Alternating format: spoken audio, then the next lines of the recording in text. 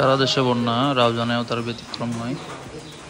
তো সকাল থেকে আস্তে আস্তে পানির পরিমাণ বাড়তেছে। এই পানির পরিমাণ বাড়ার আসল কারণটা হচ্ছে পানি ঠিক মতো যেতে পারছে না। এমন না যে অনেক বৃষ্টির কারণে এই পানি, এই পানির আসল কারণ হচ্ছে খাল দিয়ে প্রচুর পরিমাণে পানি যাচ্ছে।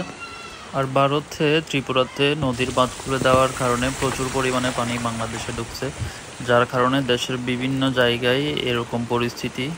আর এখানে আমি পুরোপুরি দোষটা অবশ্যই ভারতের দিব না, এই দোষটা অবশ্যই আমাদের বাংলাদেশের। আমাদের অক্ষমতার কারণেই আজকে সারা দেশে বন্যার এই পরিস্থিতি। তো যে বাঁধগুলো নির্মাণ হয়েছে সেগুলো তো আজকে একদিনে নির্মাণ হয় নাই, সেগুলা বছরের পর বছর বিভিন্ন সময়ে নির্মাণ হয়েছে, তখন কিন্তু কেউ এগুলোর প্রতিবাদ করে নাই। আজকে যখন সারা দেশে বন্যা, তখন সবার মনে পড়তেছে যে ভারত বাঁধ খুলে দিছে, যার কারণে এই সমস্যার সৃষ্টি হচ্ছে। এই বাঁধের বিপক্ষে আমাদের কোনো প্রস্তুতি ছিল না, তাই আজকে আমাদের এই অবস্থা।